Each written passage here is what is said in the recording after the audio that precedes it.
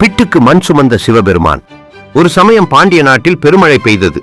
வைகை ஆற்றில் வெள்ளம் பெருக்கெடுத்து ஓடியது. கரைகள் வலுவிழக்கும் அளவுக்கு வெள்ளம் சீறி பாய்ந்தது. எனவே மன்னன் ஆற்றின் கரையை செப்பனிடும் பணியை மேற்கொள்ள ஆயுத்தமானார். இப்பணியை தன் குடிமக்கள் அனைவருக்கும் எந்த பாராபட்சமும் இன்றி பகிர்ந்தளித்தார். எனவே மக்கள் அனைவரும் தங்கள் கடமையை செய்தனர். அப்படி இருக்க அங்கே வந்தி என்று பெயருடைய பிட்டுவிற்கும் ஒரு மூதாட்டி தனக்காக ஒதுக்கப்பட்டிருந்த இடத்தில மண்ணை சுமந்து போட்டுக் கொண்டிருந்தார். முதுமையின் தள்ளாமையால் அவரால் மண்ணை சுமக்க முடியவில்லை. எனவே கடவுளிடம் வந்தி தன் நிலை குறித்து முறையிட்டார்.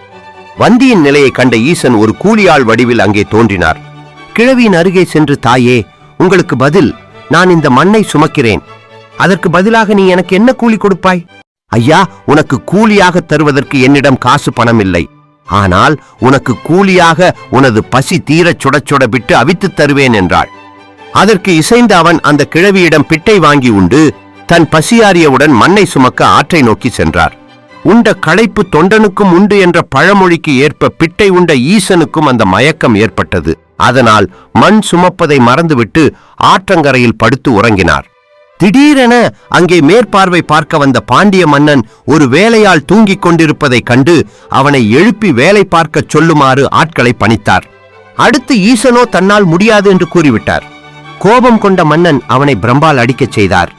ஆனால் அவன் முதுகில் விழுந்த அடியை இவ்வுலக உயிர்கள் அனைத்தும் உணர்ந்தன. பாண்டிய மன்னனும் உணர்ந்தான்.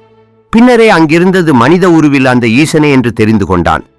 பல நாட்களாக பெய்து கொண்டிருந்த அடைமழையும் பெருவெள்ளமும் அந்த ஒரே வினாடியில் அடங்கிவிட்டன. வானத்திலிருந்து ஒரு விமானம் இறங்கி வந்து நடந்த நிகழ்ச்சிகளையெல்லாம் பார்த்து கலங்கி நின்று கொண்டிருந்த மூதாட்டி அருகே நின்றது. பக்தி பரவசத்துடன் கிழவி அந்த விமானத்திலே ஏறிக்கொள்ள அந்த விமானம் விண்ணில் விரைந்து பறந்து மறைந்தது.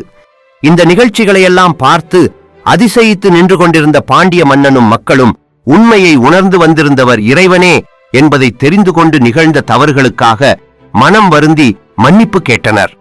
அப்போது விண்மேகங்களுக்கிடையிலே ஒரு ஜோதி பிழம்பாக சிவபெருமான் தமது துணைவியாரான உமாதேவியாருடன் தோன்றி, பாண்டியனே, மூதாட்டியின் பக்தியின் மேன்மையை உலகுக்கு உணர்த்தவே நாம் இந்த திருவிளையாடலை புரிந்தோம் என்று கூறி அவர்கள் அனைவரையும் ஆசீர்வதித்து மறைந்தார்.